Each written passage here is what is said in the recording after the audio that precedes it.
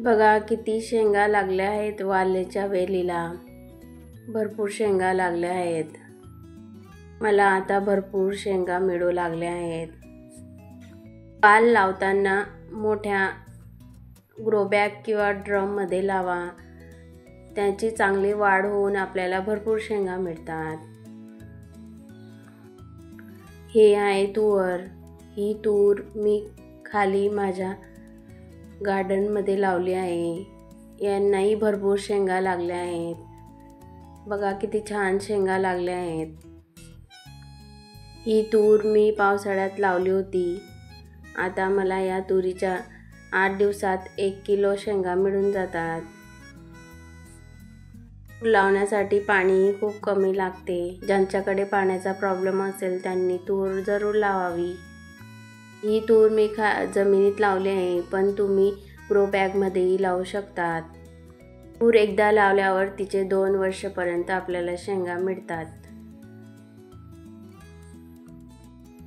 आपल्याच घरी अशी भाजीपाला बघून आपल्याला खूप आनंद होतो. आपल्या हाताने लावलेले भाज्या तोडताना खूप आनंद होतो आपल्याला. तूर लावण्यासाठी जास्त शेणखताचाही वापर करावा लागत नाही. ती कोणत्याही मातीत येते. मला इतक्या शेंगा मिळाल्या आहेत. नंतर आपण पालक तोडून घेणार आहोत. ही पालकची पत्ती किती मोठी मोठी आहेत बघा. हे पालक लावण्यासाठी मी शेणखताचा वापर केला आहे, म्हणून याचे पत्ते ही छान आणि मोठी मोठी झाली आहेत, हिरवीगार. बाजारातही आपल्याला सर्व भाज्या मिळतात, पण घरी लावलेल्या भाज्यांची चव काही वेगळीच असते. आपण घरी लावलेल्या भाज्यांमध्ये रासायनिक खतांचा वापर करत नाही, म्हणून या भाज्या आपल्या आरोग्यासाठी चांगल्या आहेत.